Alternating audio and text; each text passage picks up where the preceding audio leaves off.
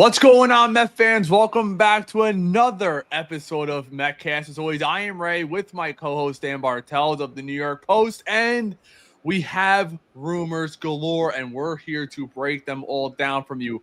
From prospective trades from Anthony DeComo to reports from Mark Haley to John Heyman talking about the Mets' needs and what they're potentially going to go after. We have it all here for you guys today. So make sure you give us a thumbs up, hit subscribe if it's your first time here. Consider becoming a member and an exclusive part of the Metcast crew if you want to be guaranteed to get your questions and comments answered on our live stream with us or our guests. But with that being said, Dan, let's get right into it. The headline from yesterday, it's going up, it's going down, it's getting killed, it's not getting killed. We reposted it over on X, and we'll start with it before we get into the All-Star stuff, because obviously there's a lot of stuff. But we have this over from Mark Haley. Quote, I'm hearing the Mets will not be in the starting pitching market at the deadline. Sources believe they will be focused on the bullpen. Quote, not getting any traction on Mets making a major deal.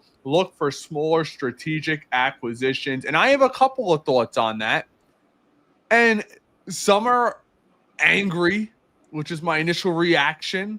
Not necessarily because of the starting pitching market, but because of the trade stuff that we talked about. I want big fish hunting with this team.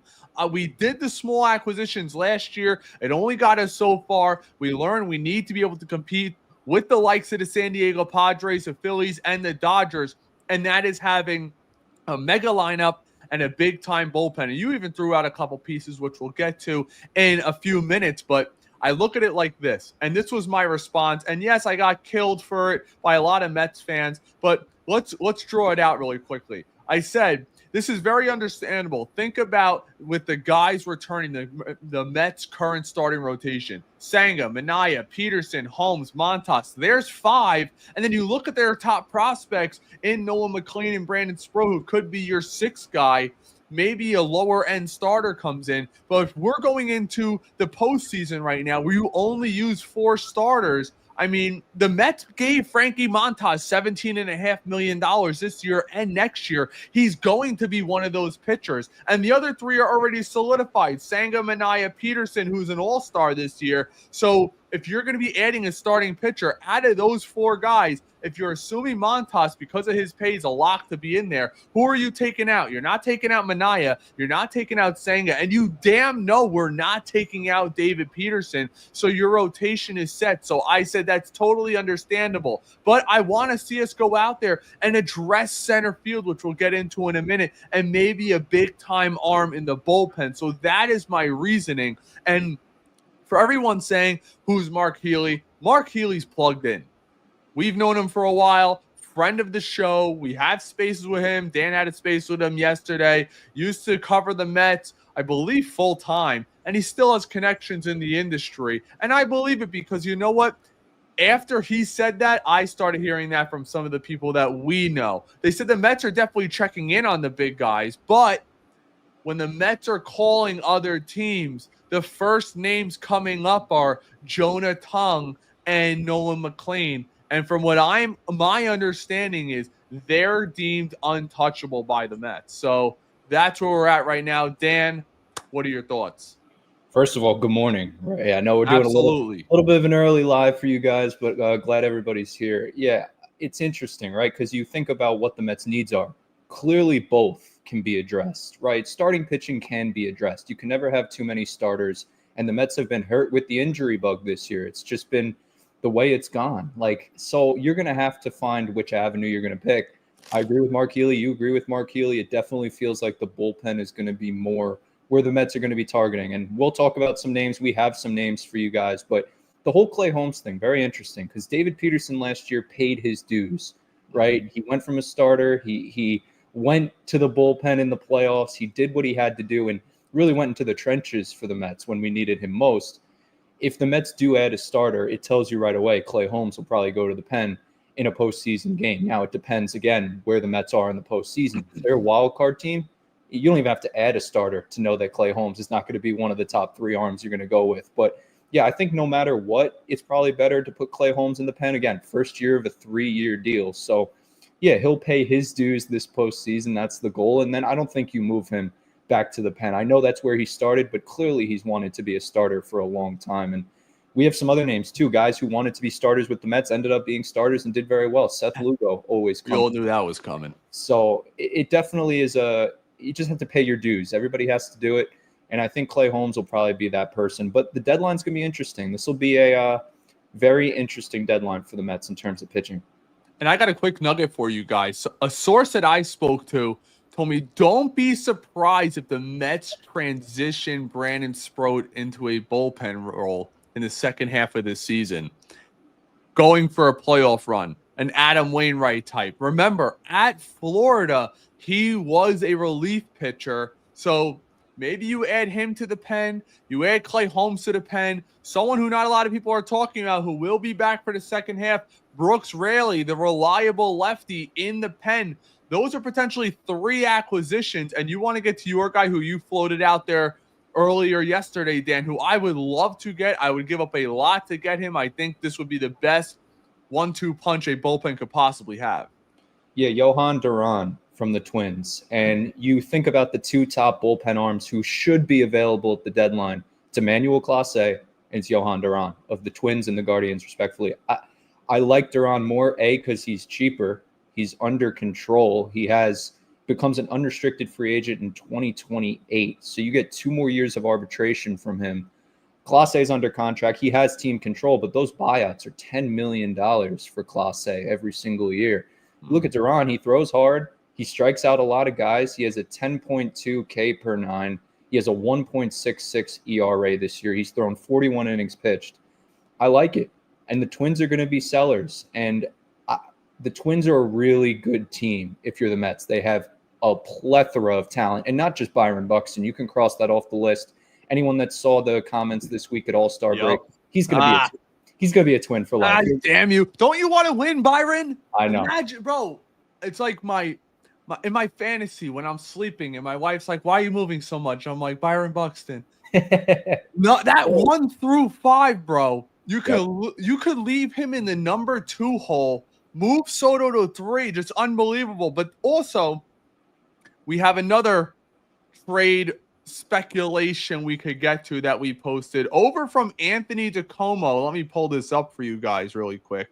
He had this to say in regard to the Mets. And listen, a lot of people who don't know the farm system, and I'm not going to pretend that I know every player, but I do keep a very close eye, really good tabs on a lot, especially our top 15. He thinks the New York Mets could really go out there and acquire a Eugenio Suarez, who is the third baseman for the Diamondbacks, on pace for 40-plus home runs. He does strike out a lot, but here's the proposal that he had. Jonathan Pintaro, who I believe is 22nd in our system according to MLB.com. He's a right-handed pitcher. And Jesus Baez, who's a second baseman shortstop, number 7 in our system. And a lot of people are saying right away, just do it, just do it. You know who said just do it? Nike. Well, besides Nike, who's not a sponsor of the show. That's not a sponsor quote. Thanks, Stan. A lot of people said that in regard to Pete Crow Armstrong a few years ago. How's that looking?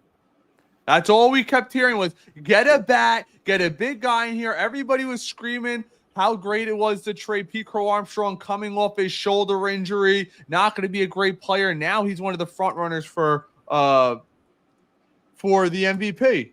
So I want to look up really quickly. Jesus Baez stats down in the minors. He is 20 years old. I believe he just turned 20 years old. He's a righty, 5'10", 180 shortstop primarily. He's hitting .251, but his OPS is .794, and I believe he's actually picked it up as of late. But the other side of the coin, the other argument is, well, he'll be up here in 3 years, but Lindor's still going to be here. Mauricio's still going to be here. And I know a lot of Mets fans are saying, I would trade Mauricio for the big bat or whatever. I am not trading him, Dan. Unless I'm getting somebody under control.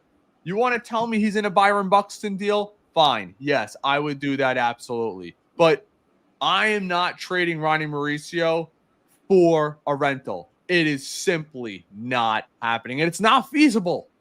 You're not trading a guy of that caliber, and I think the Mets are going to give him the long run at third base. But if you want to tell me, hey, Ray, this is the plan. The Mets have made their decision. At least we have a direction.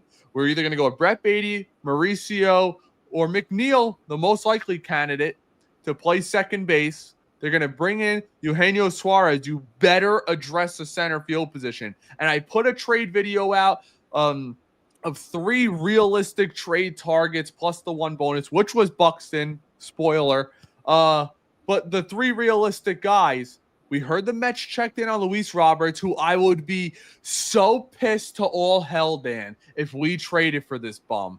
190 hitter, been hitting in the 180s for a year and a half, and I don't want to hear fans say, well, he needs a change of scenery.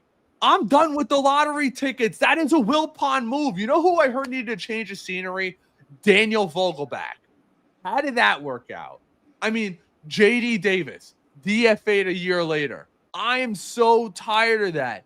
If you're going to give up prospects, and remember, in April, it was reported that they're, quote, looking for a high-end, major league ready prospect. So a lot of people are assuming, well, Drew Gilbert would be the guy, considering he's got 20-year options the next couple years, maybe something like that. But he is a worse Jose Siri, in my opinion. That's what he is until proven otherwise. The guy hasn't touched 700 OPS since 2023. It's 2025. We're 100 games in. His OPS is in the 500s. No, thank you. Or, Dan, we could potentially revisit an old friend, which I wouldn't be totally against, but you'd have to upgrade the third base position, and you would have to get a significant arm in the bullpen, and Harrison Bader. He's having a pretty good year, 740 to 760 OPS. I'll take that all day. We're talking about the league average bats. He's a plus defender. He's stealing bags, getting on base, playing really well. The only thing that makes me nervous, he's on an awful team in Minnesota, so maybe his stats get a little inflated. But he's better than what we have at this point. And the third option, who's having a worse year, but has more pop, steals bases, good defender, would be Mullins from the Orioles. I don't think he's going to cost a ton. And all those guys out, the last 2 are UFA after this year. So it's not going to cost you a ton. So, Dan, if I were to tell you the Mets were to get, let's just say, Harrison Bader in center, Suarez at third, and then they get 1 bullpen arm in here, and then you're bringing in Brooks Raley. You know what I mean? Would you be okay with that deadline? Oh, yeah. I mean, 9 times out of 10 and twice on Sunday, Ray. Listen, if you get Suarez in here, I don't think it's a need. It's more of a need for the Yankees at this point. But, yeah, if you feel internally, Mark Vientos, Brett Baty, Ronnie Mauricio, none of them are going to be the long-term solution, maybe you go out and address it. But I do think just this year. It's a 1-year deal. Right. It could be. I'm not going to rule it out. And then you could offer an extension. We've seen that done before with guys like Cespedes. Signs a 4-year 100 after 2015. Yeah. There's reasons why, it does make sense. I just don't know what the Mets are going to do at third base. I think they like what they have. And me and you don't like what they have for the most part. I think I don't mind it, Dan. I wouldn't mind it if they gave Mauricio a freaking long look. We sit here and we say, they're humans. Having Brett Baty play third, play second, in the minors a little left, sit a day, they're all over the place. How are you able to judge young kids? You can't forget they're young. Even though Baty's got experience, Mauricio coming off the injury, Vientos has experience. You got to give them a significant run at a certain position.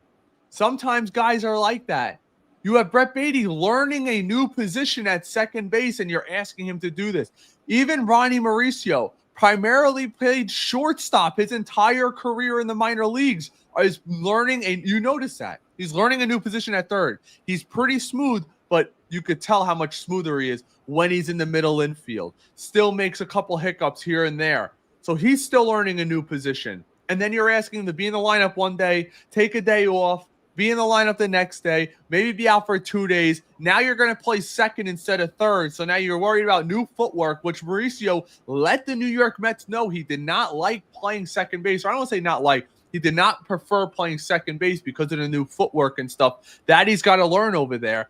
I want clear, concise direction. That is what a president of baseball operations and David Stearns is supposed to bring to a club like this. I want a direction. We are going to go with the young guys. Fine. Who is it? Make your decision. We are 100 games into the year. We need a stretch run. We are a half game out of first place. We have to decide what we're going to do. Mauricio at third, Beatty at second, and McNeil's going to play a day in left, a day in right, a day in center. He's the one guy I feel comfortable running around because it doesn't seem like it affects him that much. But you got to give these kids a clear direction. You show up to the park. Mauricio knows he's playing third. He knows he's going to be hitting 6 or 7 in the order, and that's what it's going to be. You know, a lot of old-time players spoke about this, about arriving to – Cliff Floyd was one of them, arriving to the ballpark and knowing where you're going to hit every day and where you're going to be playing. It's a mental release. If you're Brett Beatty, you don't know where the hell you're playing every day you show up. You don't know if you're going to be in the lineup. Same thing with Mauricio. And they're kids. They're young. So that I feel like we need a direction, Dan. You need to give a direction to these guys. Yeah, that's the thing, right? And I think when you're looking, and it all ties into what we're talking about, because one of these guys is not going to be here for the long term. Thinking about third base, the triplet of names that we keep throwing in there. Yep. I try to rack my brain. Did it yesterday, threw out some hypotheticals, dealing with the Twins, and you're going to have to give up a lot. If you dance around Ronnie Mauricio, which I did not throw him in the trades. Put Beatty, you want to put Vientos, absolutely, but you're still going to have to give to get. And the amount of slack that I heard from stuff like people saying it's too much. Well, guess what? You know, if you want Duron and you want Joe Ryan, you're going to have to give up a lot. It's going to be a McLean or a Stroh or, you know, a Tidwell you're going to have to throw in there just for fun, but it's always going to have to be those top guys, Jet Williams. Like, this is not going to be this easy, you know, trade that we like to make it out to be. For certain teams, maybe. Maybe with Suarez, all it'll take is Baez and Pintaro. But I think for guys like Duron and Joe Ryan, you're going to have to go out there and give up a lot. And who are the Mets feeling comfortable with? Who at third base do they believe in? And I do think it's Mauricio. But again, like you said, you have to give him that runway. And so we can actually know for sure. Yeah, so, it's tough. 100%. And you want to talk about what Healy spoke about yesterday? The thought just escaped me when we were talking about Yeah. Thanks. It escaped me. We were talking in a space with Mark Healy yesterday, and he brought up a few good points about the Mets and their direction. If I remember it, I'll bring it back up. Yeah, no, Healy he basically was talking about how it's these guys, similar to what you were saying with Brett Beatty, where it's a mental thing with him. And if the Mets don't feel comfortable giving Brett Beatty that run and just messing with him mentally, well, yeah, eventually it's going to get to Brett Beatty too. And congratulations to him and his girlfriend Anna on their engagement, by the way, last night. But Brett Beatty's a guy who I do think, you know, you do have to give him a runway of his own. Is it at second base with McNeil playing center field now? Yeah, sure. Because Luis Angel Acuna doesn't seem like he's really doing much, which is unfortunate because he was playing third base at one point. He was playing second, short. So he's kind of this utility guy. Third base is a real position. Like, we kind of need to know who this is going to be. And especially on Saturday, you're honoring the great David Wright. I'll be at Citi Field. Can't wait. And it's just going to be one of those things where you want another David Wright. And they're not on the street walking around, right? You do have to develop a David Wright. And I think the Mets may have one of those long-term third base options in-house. We just have to find out who it is. I don't think trading for a third baseman I think it's Mauricio. I'd say Mauricio too. And that's what it was. That's what Mark Healy said. Thank you for reminding me. There you go. Yeah. Hot take alert. He said he would be surprised if one of the three guys, Mauricio, Vientos, or Beatty, are not moved at this deadline in some type of package, which would signal to me the Mets could be going big fish on. Maybe that's what would, you're going after Duron. Maybe that would be one of the players that would entice them to move him. Another player too, and it kind of, it shows that maybe they're not going big fish hunting like we may say or like we may want. The Yankees and the Mets this week also reached out to David Robertson, who was a former Met, former Yankee. He's 40 years old. He hasn't been signed. He could be a guy for a second half that a team takes a flyer on. But if the Mets are looking at a David Robertson, I'm not so sure they're going to be in on a Duron, but who knows? Who really knows? I want to give a quick shout out. YouTube has a new feature that shows your top contributors. Usually it's people that give the most in super chats or whatnot, or comment the most, interact with the channel the most. We got Nelson in here as always. John Hebrew, thank you guys for coming in. The other John Rossi, see you guys in here. Appreciate you guys. The baseball player, all you guys. Ethan, I see you guys in here. Appreciate you being in here. We're gonna get some of your comments very shortly. Let me ask you. You're targeting the Twins closer.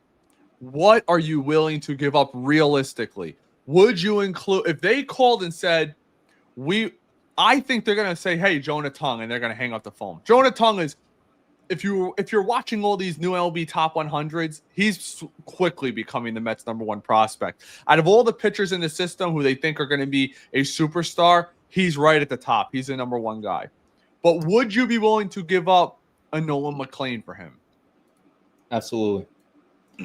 Recently too, and I'll answer your question in full. The Mets had a midseason top 50. They updated it for their prospect rankings. The Mets have 4 in the top 50. Jet Williams, he's number 17. Jonah Tong's number 29. Carson Benj is number 32.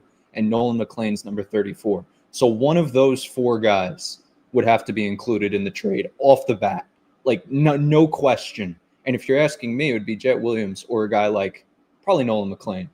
From everything that I'm hearing, though, I hear Jet Williams is untouchable. No, and that's why I've heard. I'd like to save Jet Williams if we're going to trade him for a bigger trade than just a Duron. But Nolan McLean makes a lot of sense. You could throw Sproat in there. These were the things that I was doing and trying to dance around. People calling me crazy. Put in a Ryan Clifford if you have Gotta give to get. Yes, and that's the thing too, Dan. If we're going to be honest, if the Mets plan, and this will tell you a lot, if the Mets trade Ryan Clifford, who is quickly becoming one of their best prospects. If you don't believe me, he's got a high swing and miss rate, which a lot of power hitters do. But go look at his power stats, leading the minor leagues in almost everything.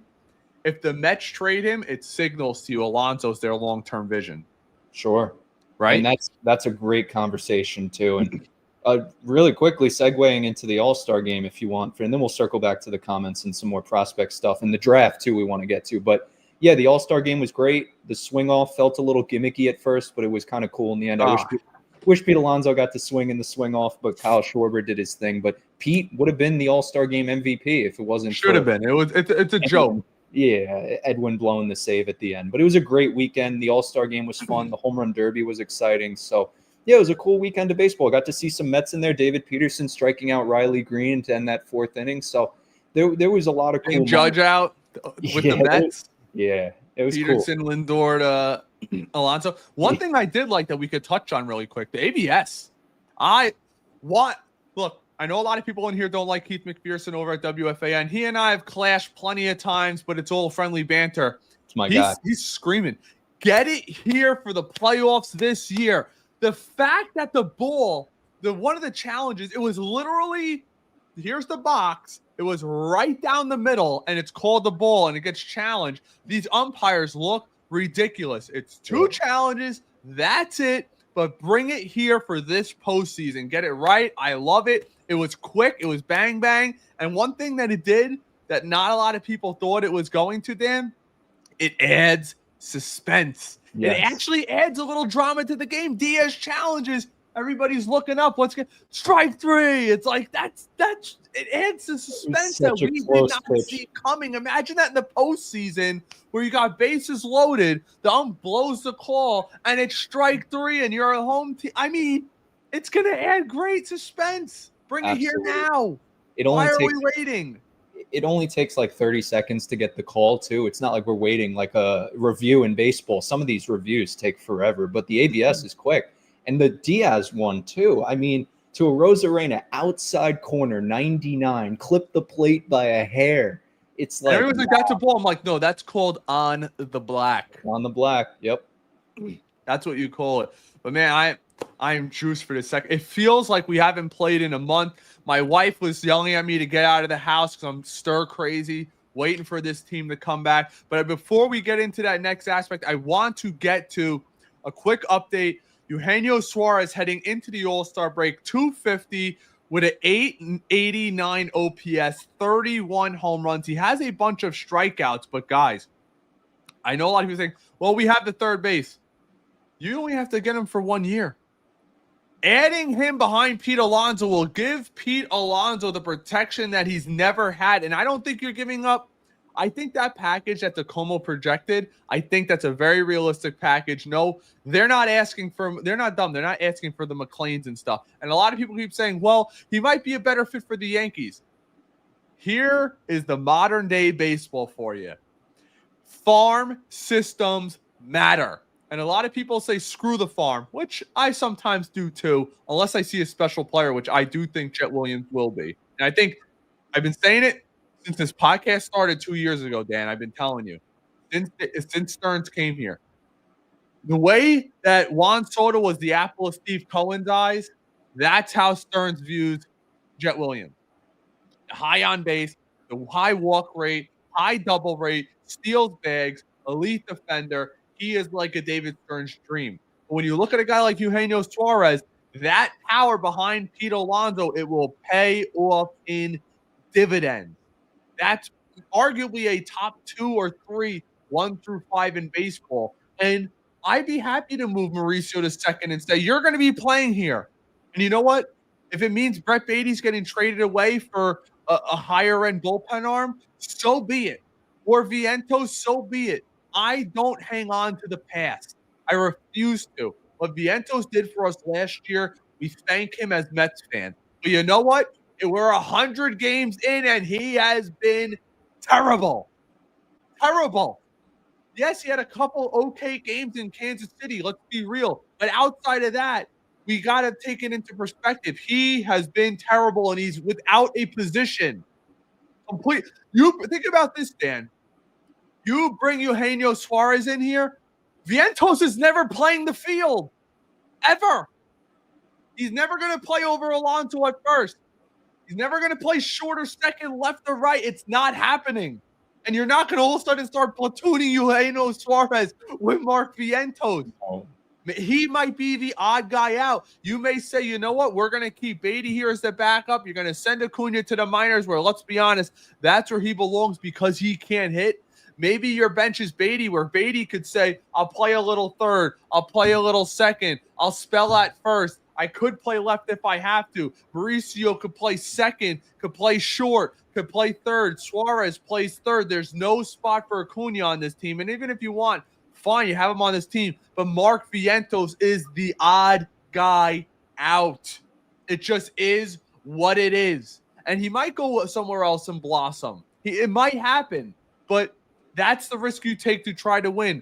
The Baez trade cannot haunt us for forever. That can't stop us from making deals now and in the future. It was an awful trade. Zach Scott was an intern GM, made one of the worst trades in Mets history it's looking at right now, lost his job, and has never been in the front office since. It just is what it is. Zach, I like you. I know we talk on X. I'm not saying you're a bad guy. It was a terrible trade it ended up being. It just is what it is, but it can't stop us from making the right deals now. Adding Suarez, trading Vientos for a high-end arm at the back of this bullpen could be the recipe for this team winning a World Series. A guy like Bader or Mullins, which I'm glad to see. There's potentially 3 center fielders on the market right now, which is good for the Mets because there's not a lot of competition then. You go around baseball right now, who's looking for center fielders? There's not a ton of teams out there looking for average center fielders. Mullins is the guy who I think you bring in here, put in a winning situation. He may be able to tick his game up. Who knows? Maybe you put him 9th in the order. He's got 13, 14 home runs on the season. He's on pace for in the 20s home runs. You have him bat 9. You have him steal a bunch of bags, a secondary leadoff hitter. So when Lindor comes up to the plate, and it's something that we've talked about all year. When Lindor comes to the plate, guys have to be on. He's constantly coming up with nobody on because the bottom of this order has been atrocious all season long. Mullins, Suarez, trade Vientos, make Mauricio the permanent second baseman and get a bullpen arm. For me, that is the recipe. Yeah, and a couple things on that, right? Because Derek Jeter, funny enough, we thought we'd mention his name on this space, but he said after the All-Star game, Burkhardt, A-Rod, Ortiz, the whole crew was on the field. They gave their predictions for the World Series. Jeter said Cubs and the Yankees, but he also mentioned how he picked the Orioles the year before. He thought they had a great farm system. They'd sell off some of their assets. They'd get a good return and go for it. Yeah. Not doing that, obviously, last year, and they ended up imploding. So I think of the Mets in that similar vein. Do they have as good of a prospect plethora of talent that the Cubs do or the Orioles do? No, they don't. And you saw that with the draft. Orioles go out there and draft multiple catchers. Do they believe in Adley Rutschman? Sure. But they also have other guys, and now that they can go to other teams and say, hey, you need a catcher? Oh, yeah, we have Samuel Basallo. We have Jake Irish, who we just drafted. There's ways for teams to stockpile talent. I don't want to fall behind the curve. The Mets have talent. They can go out and replenish this team, go trade guys. But that's the thing. It feels like the Mets, and we hear this all the time. It's been cited. People who I've heard from, who I've read about, everyone who's talked to Stearns directly, he's patient. Chavez was on the record saying he's more patient than me. So I think Stearns sits back and says, I have all the talent in the world. I want to see what I have. And that takes time. That's the reality. And the reality of the situation is the Mets may not make a big splash at the deadline. I hate to say it. I hate to be the one to kind of poke a hole, rain on people's parade. But yeah, there's a chance that I want Suarez too, Ray. But there's also a chance we get David Robertson and call it a day. Like, we can't act like we haven't been Mets fans our whole lives. Like, we've been used to some mediocrity. And listen, if the Mets feel internally this team can go for it and all they needed was getting a Manaea back and Senga and Holmes to the pen like we talked about, sure. But I do think another bat needs to be in this lineup. And we'll see who it is. We'll see who it is and if it's anyone at all.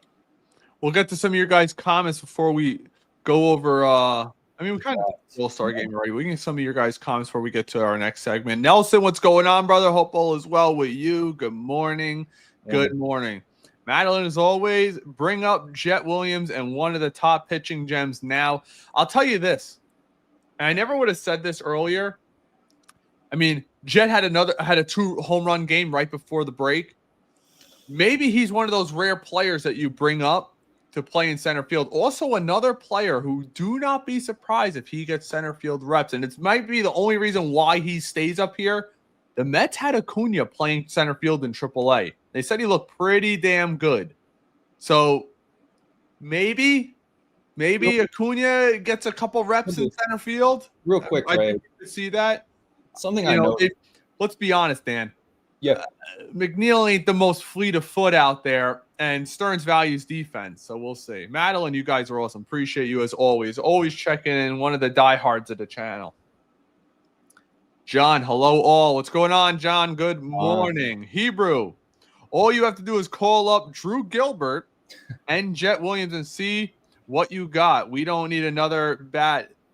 Then we could focus on the bullpen only. I get that perspective, but I will say this.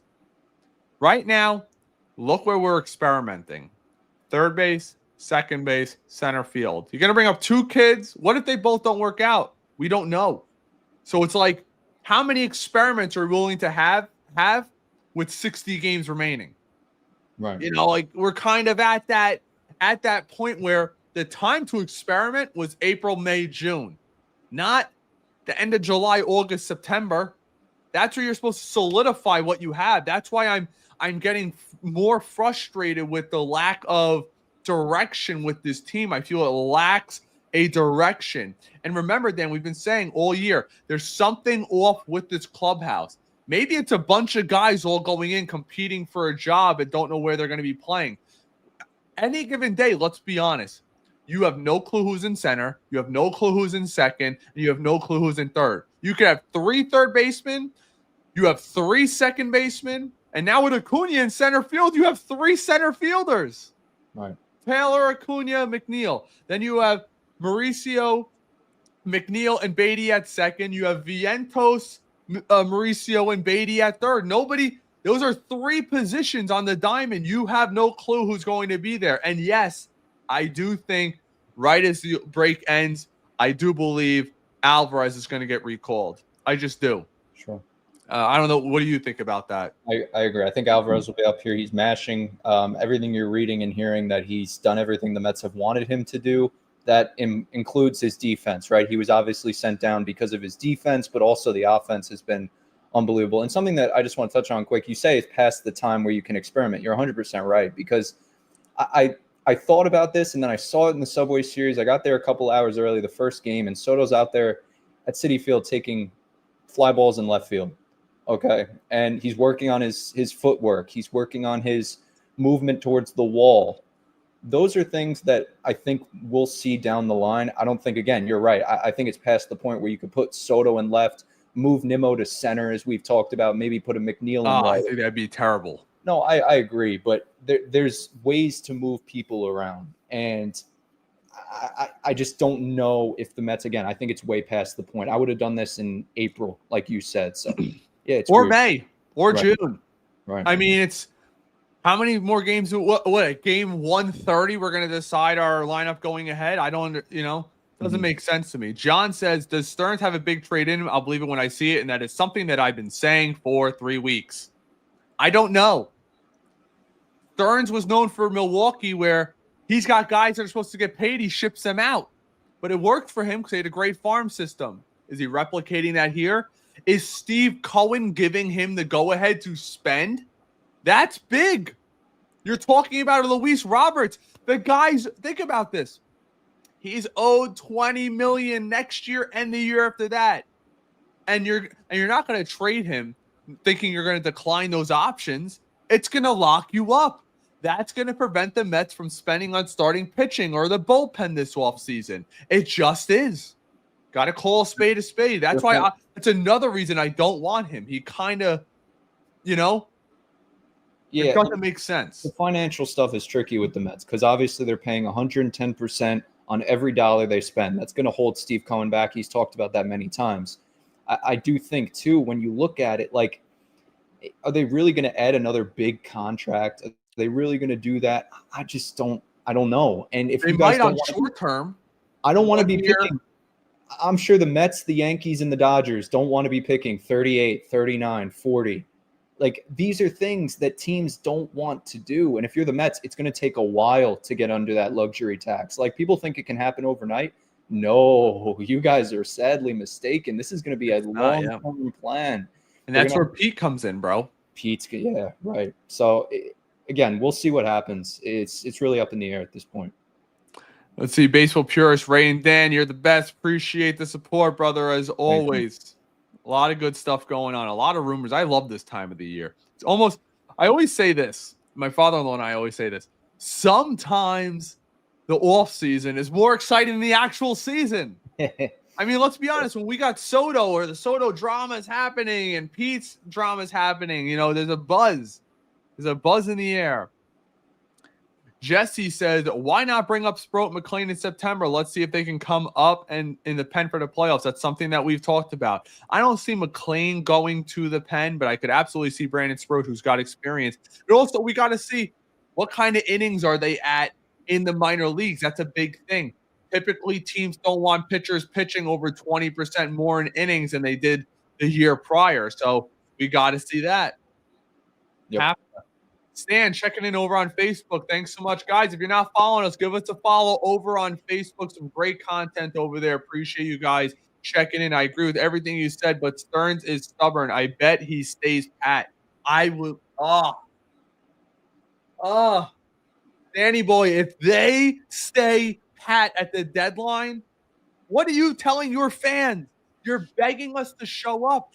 You are right there with the Phillies. This isn't last year where we were competing for a wild card spot. We all knew it. You're a half game out of the division, which might actually hurt us. He may say, you know what? We're a half game out. We've had terrible pitching all year. Look, we have Manaea, Senga, and Montas back. We'll be fine. I don't want that. Also, think about this. Jet Williams, Drew Gilbert, Ronnie Mauricio, Brett Beatty, Mark Vientos, all of these guys are supposed to be in the major leagues either now or early next year. You got to make a decision, you got to choose the right one. That's what you pay a GM to do. When you have one or two guys, something Brian Cashman's been great at in the Bronx. He never traded away Judge, but he's traded away other guys. And you got to make the right decision. Just have to. All these prospects are ready. That's the thing too, right? They talk up guys like Yorbit Vivas in the Yankee system. Cashman does a really good job. He's probably the best executive in the game at doing that. He talks up these guys. He knows what he's doing, and then he's a very cutthroat. Alvy Garcia was supposed to be Pedro Martinez. Well, yeah, and then you go and trade a guy for Devin Williams. I mean, there's ways to do it. I just don't. Maybe the Mets are talking up Jet Williams, and we're falling into the trap of, Jet Williams is a Stearns guy. Well, until he isn't. So I agree. I hear what you're saying, but we just have to see. And Stearns could very well be stubborn at this deadline, as unfortunate as that may be. Dan, if we walk away and David Stearns has a press conference and says, well, we added 2 starting pitchers in Minaya and Senga. We added Brooks Raley, a bullpen arm. And we see Jose Siri coming back in a month. So, we trade for Miami's 3rd best relief pitcher who's got a 4 ERA, and that's it. You wouldn't be upset? I'd be upset. I would. I think you do have to go out and get – there's 2 names that come to mind. We talked about the Twins before. Willie Castro, definitely a player who can play at any position. And also Austin Hayes of the Orioles. I think there's avenues for us to say, it's not going to be Buxton, it's not going to be Mullins, but yeah, if I can go out and get a guy like that, a Willie Castro to go play center field, yeah. Denzel Clark from the A's, he's not going to be a great hitter, but he'll be a great defender. I know the Mets don't need that, but you do need a hitter in here, and Bader makes a lot of sense. But yeah, it's going to be a interesting deadline. The baseball purists give up the farm for Duron and Ryan. Right. I wouldn't say not to. Call me crazy for doing that. I would give up position guys. I feel very nervous about giving up, Dan, a significant McLean Sproat. I look at David Stearns as he is as a general manager, and I don't see him giving up top end starting pitching prospects. I just don't see it. I do not see it whatsoever. Do you? You really see him parting ways with a Sproat or a Jonah Tung? It's tough. The only way would be this year, right? Because you have, your best arms coming back. You still don't know about Montas. You're still a little unsure about Minaya.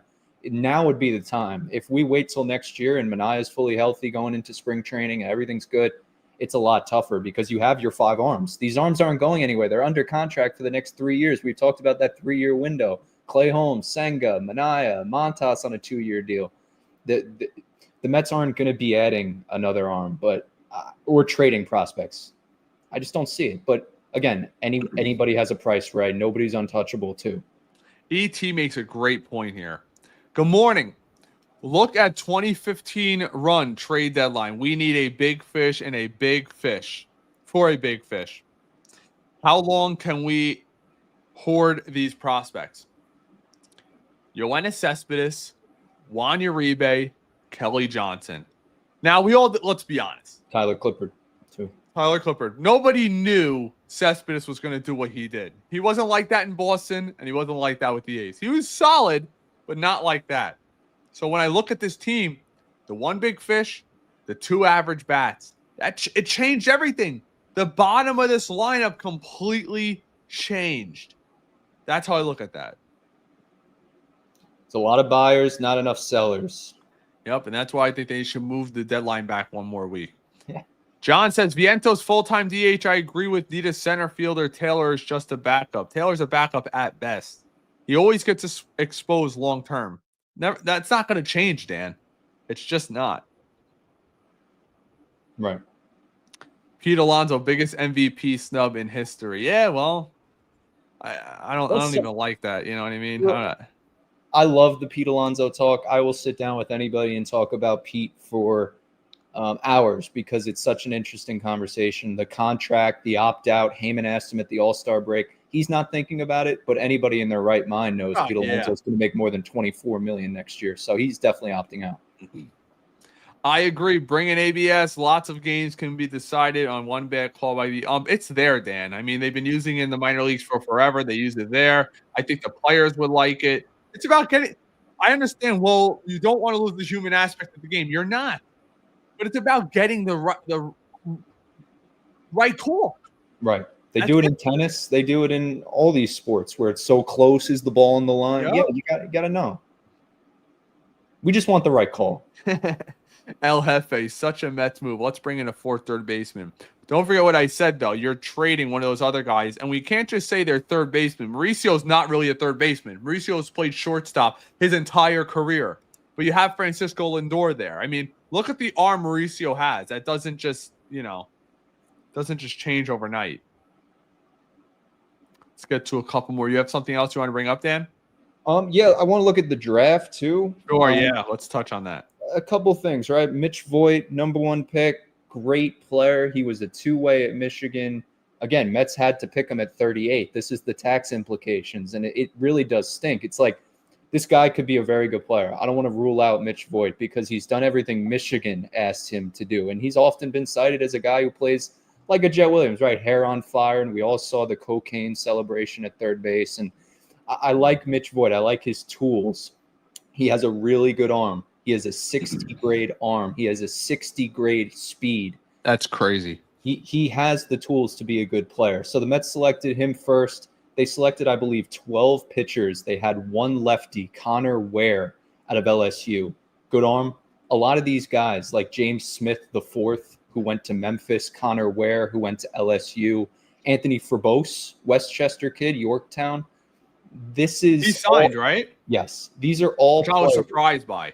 These are all players. I might have forgotten one, but these are all guys that went from minor leagues, whatever it is, community college baseball, and then they end up at Memphis if you're James Smith. They end up at LSU if you're Connor Ware. End up at Rutgers if you're Frobose. This is very interesting stuff. These are kids that worked very hard. And if you look at the back of their baseball cards, out of all the pitchers, these are not good numbers, right? In terms of the draft as a whole, probably give it a B- or a C+ from the Mets perspective. I don't really think it was a lot of talent, but again, that's the tax implication. A lot of two-ways. A lot of two-ways too, and a lot of pitchers, but no catchers. So maybe Alvarez lives to see another year, but everything's good on that end. And the Mets could have had a better draft, but overall it was solid. I just want to find that other player. While you're looking that up, yep. Somebody has had a tick up as of lately. His overall season numbers aren't going to show it, but Kevin Parada, 8 homers, 739 OPS. He started out terrible this year, but he's finally starting to develop a little bit. Remember, he was a first-round pick. He was 11th overall. He's 23 years old. Another player that the Mets might like down the line. While you're looking that up, let me get to Klub's comment. Need to get an MLB ready at bat. No more bum fourth outfielders or bench players. Trade to someone that is established and can get help on the team now. I agree. It's why I've been calling for the Wanya Rebes, Kelly Johnson types. Not great, but more than serviceable. You know what I mean? Johnson, yeah. He was unbelievable. Let's see. I don't think I read this already. This deadline will tell me if I agree with it. If Stearns is serious about winning this year or just being competitive. I agree. Okay, so how can you not agree with that? So the Mets selected 14th round James Smith, Memphis, the whole thing, community college. Connor Ware, community college. Zach Mack. What a name. Loyola Marymount, but he was another guy who went. Man. Yeah, he was a fourth-year junior. He went to Loyola Marymount. He started out in community college, so it's junior college. So, again, these guys, it's interesting stories, but I just don't know about interesting players just yet. We have to see. I agree. All right, guys, appreciate you guys sticking around for the live stream today. It was a Thursday day live stream. I'm home from work today. Again, if you enjoyed this content, make sure you give it a thumbs up. Hit that subscribe button. Consider becoming a Metcast member, part of the Metcast crew, where we give you exclusive content, and you're guaranteed to get your comments read live. You could do that by either subscribing over on Facebook or becoming a member on YouTube. As always, we're back to baseball tomorrow night. My father's staying with me. I'm not totally sure if I'll be having a post game. Maybe Dan will. I know you've got some things coming up, but we'll see what happens. Hopefully the second half gets kicked off on the right foot. David Wright's retirement Saturday, bobblehead day, Sunday. I might be there for both games.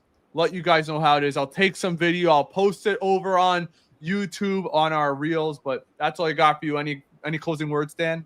Listen, guys, thank you for the constant support. Yes. And yeah, let's go Mets. Let's hope we have a good second half, and let's start our run to the World Series right now. All right, everybody, let's go Mets. Peace. Woo!